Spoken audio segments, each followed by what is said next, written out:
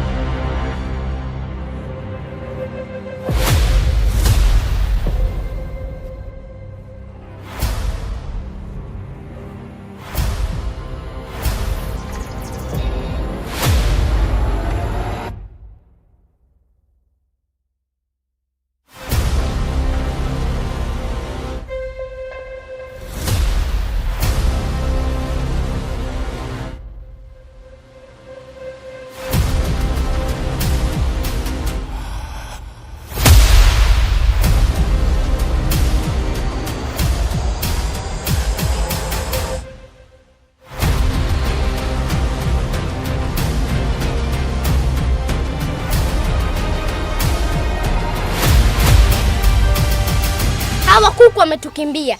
Sasa inabidi turudi Mayani kwanza, maana najua hatofika popote na sina wasiwasi nao. Hivyo basi twende tukamchukua mpuzi mwenzao huko Mayani ili tukawapige wakiwa wote. Sawa kiongozi, tunaweza kwenda.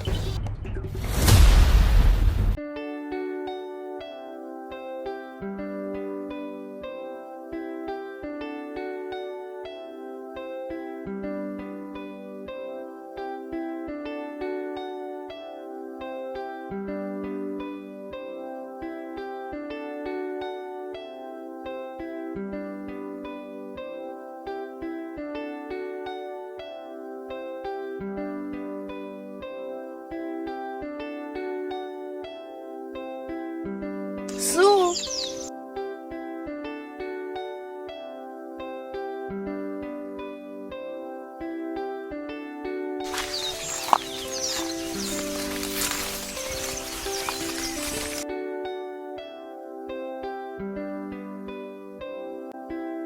Vipi Su? Mbona na mabegi? Nimeanzisha shamba jipya hapo Chaka. Ukitaka kulijua siku yoyote nitakupeleka. Shamba? Mbona na mabegi? Alafu huko sio shambani kwako. Huko ni polini. Mbona kama unanificha? Nini kilicho nyuma panzia?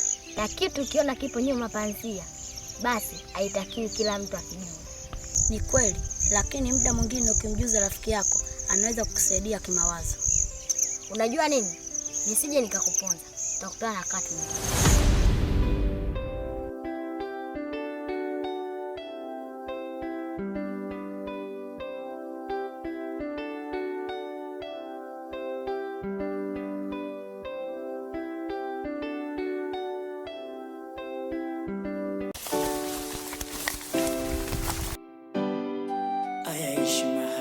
Tumekosa samani hapa kijijini, kila siku tunazika siju mkombozi nani natakuja. Jamani, kuna jambo la kufanya hapa. Jambo gani? Wale watu ni hawafi. Hata mimi nilikuwa na mashaka juu ya hilo. Sasa tunafanyaje? Kwanza watakuwa wanatufuatilia na muda si mrefu watatufinya. Hivyo basi cha kufanya inatakiwa tuende kule nilikochukua nguo. Tukakutane na mzuka mama. Yeye ndo atotupa majibu juu haya. Inawezekana vipi? Kwani mama bado mzuka wake upo? Ndiyo. Na yeye ndo atautupa njia ya kwenda kuwamaliza hawa watu wasiokufa. Ina maana hawa watu ni hawafi? Hawa ni hawafi. Isipokuwa atakufa kwa njia maalum. Sawa jamani. Kama tumepata cha kufanya, tufanye. Tusije kukaja kushikwa. Basi sawa. Hemu nifuateni.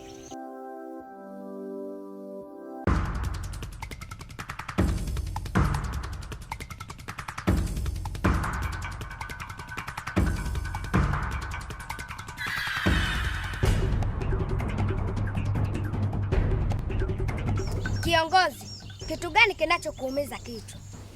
Nawaza kifo cha hawa wapuzi, namna gani ninavyotaka kuwasaga meno, na tabia yangu iwajulishe kuwa mimi sina roho mzuri hata kidogo. Hivyo basi twende ukawashe ile satellite tupate kujua wamekimbilia wapi. Sawa kiongozi wangu, tunaweza kwenda.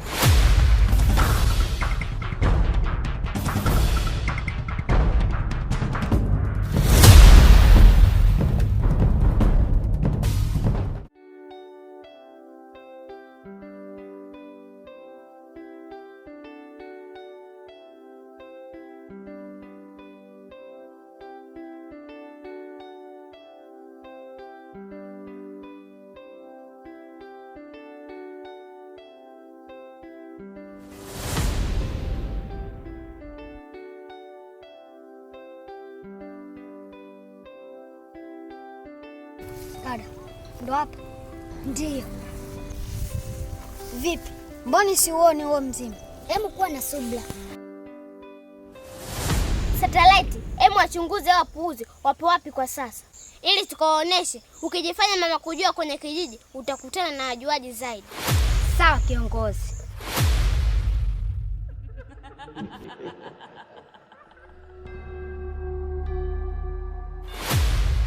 Ndio watoto wangu. Naelewa matatizo yaliyokuja nayo. Najua matatizo mazito huko juu ya hizi nguvu zinazosababisha mtu kutokufa.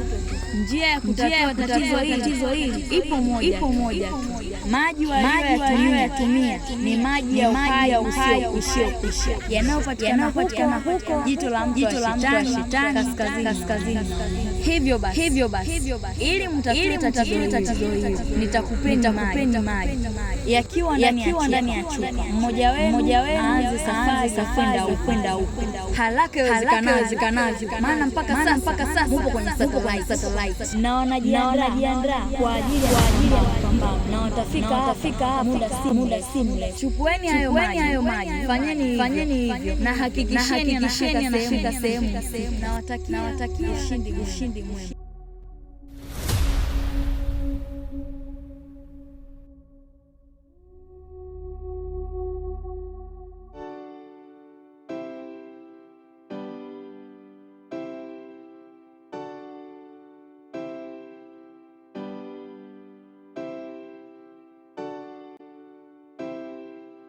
Wewe ndo inatakiwa uende kwenye bwawa la Shetani huko.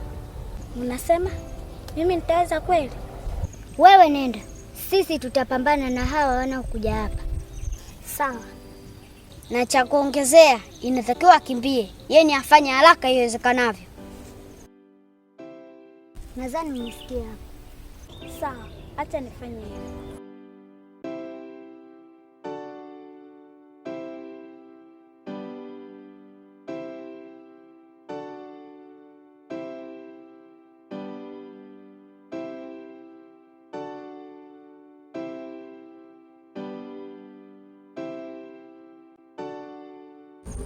Kuna jambo la kufanya juu yangu.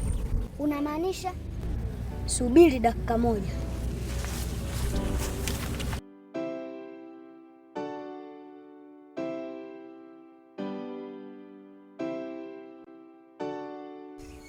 Satellite, mimi ninaenda kumalizana na aka kachanga. Wewe nenda kamzuia Ipti.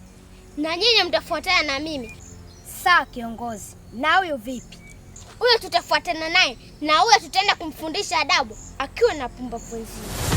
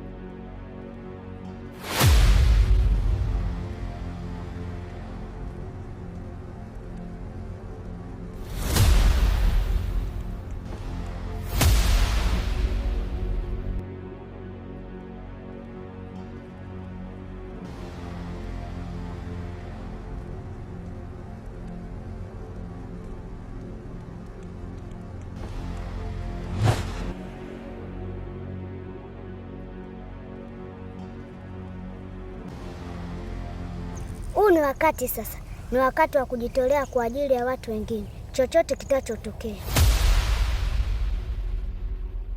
Leo ndo siku ilikuwa inasubiriwa ndani ya dunia. Leo nitakufundisha dunia ni kitu gani, wewe na mpuzi mwenzio. Emu mwache aende.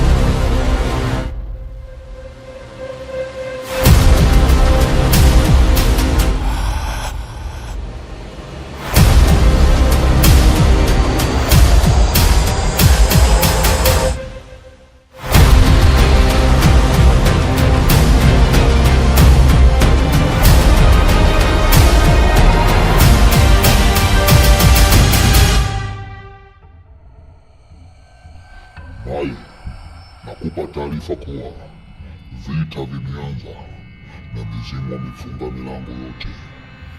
Wamenifunga mpaka na mimi nashindwa kufanya chochote. Hivyo basi, inatakiwa uende moja kwa moja mpaka jicho la mtu wa shetani ukaongeze ulinzi, maana kiongozi amemtuma Sataraiti, na Sataraiti sina hakika naye, maana nguvu alizokuwa nazo ni za kawaida sana. Nenda moja kwa moja mpaka jicho la mtu wa shetani, kaweke ulinzi pale. Hakikisha hakuna kiumbe chochote kinachofanikiwa kutosa kitu chochote katika lile bwawa, maana lile bwawa ndo limeshikilia uhai wetu. Nyinyi na mimi wakifanikiwa kutosa chochote, tayari tutakuwa kwenye mashaka. Na kama unavyoona katika nyumba yangu kiza, hakuna ninachokiona, kuna kiza kitupu. Wamenifunga mizimu wamenifunga. Imeniuma sana mizimu, kwa nini wamenifungia? Nikitaka kuhusika katika hii vita, nenda kalizuie hilo. Fanya haraka iwezekanavyo Mai. Sawa kiongozi.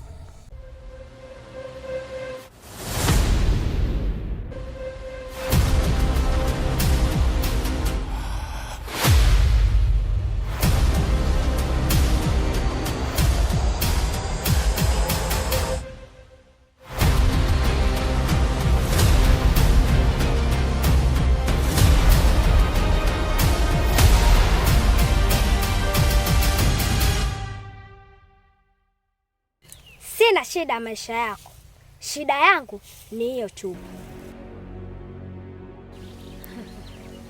Usitake nikuzuru ndio unipe iko chupa. Muda mwingine kuumizana sio jambo la maana sana. Kumbuka wewe ulikuwa mwanakijiji kama mimi. Vitisho vya maua ndio vilifanya uwe mchawi.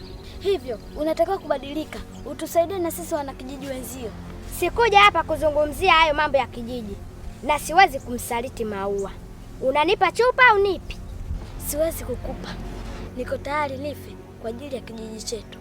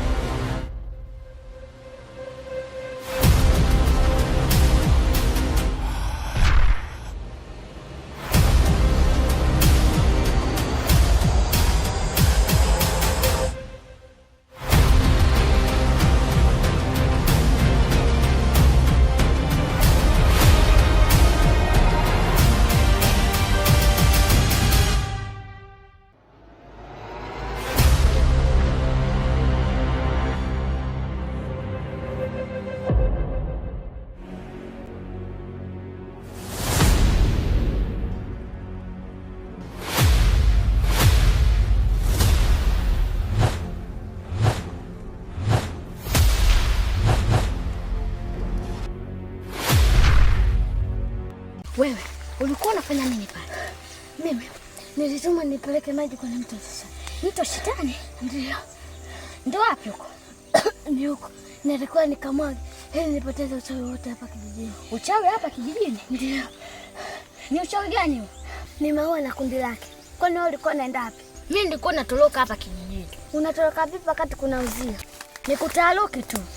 Sawa, basi naomba nipeleke nikamwaga haya maji kwenye mto Shetani. We, aende nani?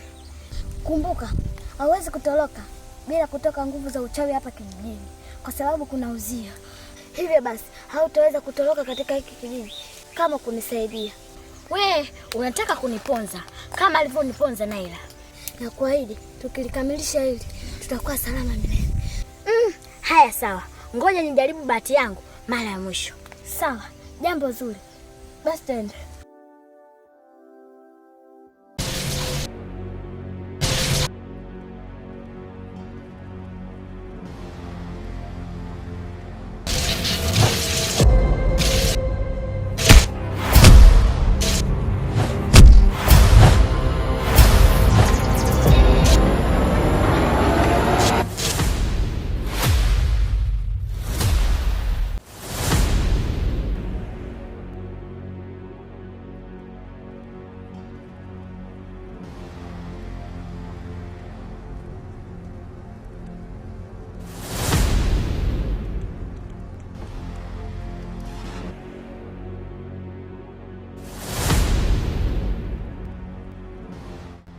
Nafikiri ndo hapa kwa maelekezo.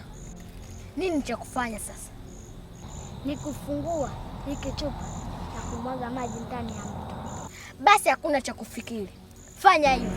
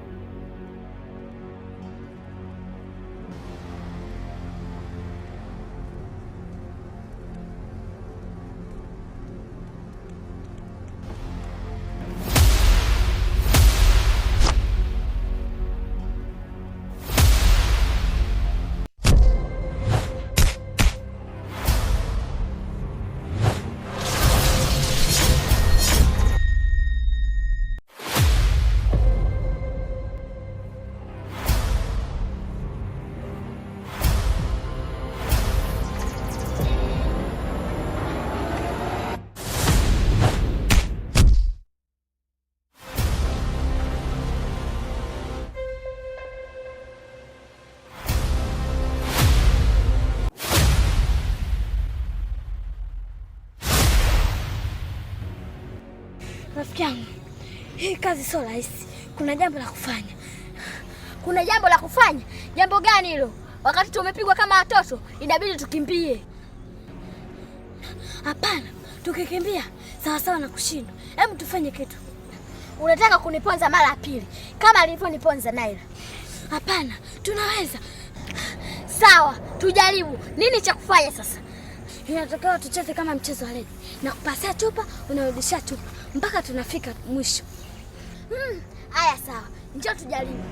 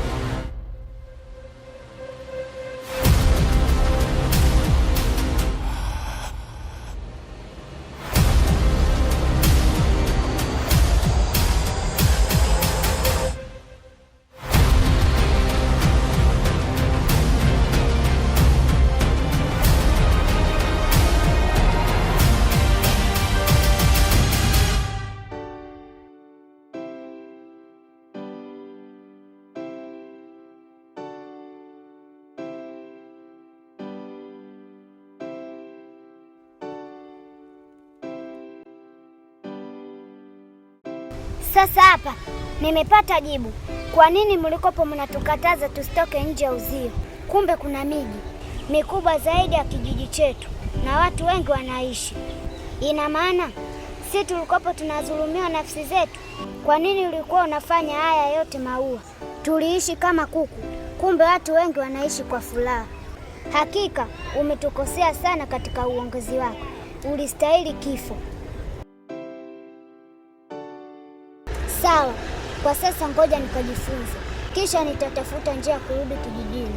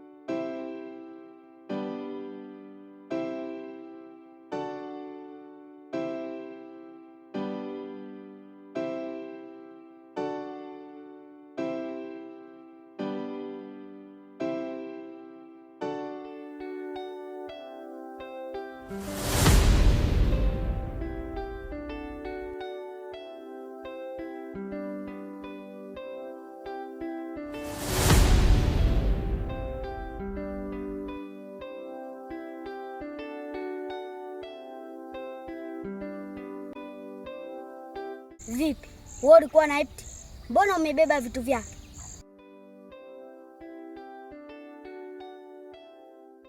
Unamaanisha amekufa?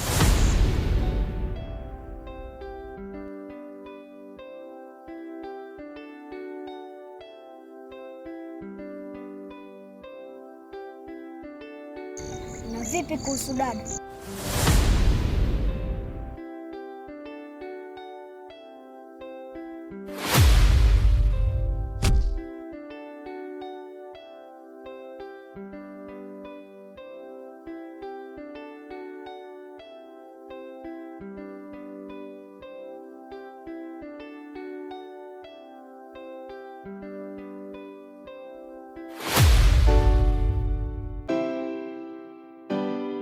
Ayaishi mahali tumekosa samani hapa kijijini. Kila siku tunazika, sijui mkombozi nani na atakuja lini. Matukio yanatisha, kunyongwa hadharani, huwezi amini. Zinazofuata dakika, sijui anafuata nani au ndo mimi. Matukio kama haya yanafanya niwe mnyonge. Atakula na shindwa, shingoni alipiti tonge. Usiku na sali kwa Mungu ni muombe, ila bado patupu, ya Rabbi chonde chonde. Kijiji cha watoto,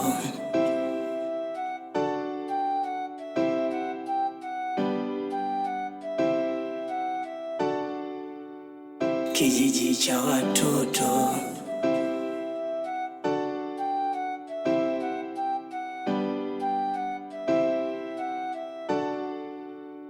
Kijiji cha watoto.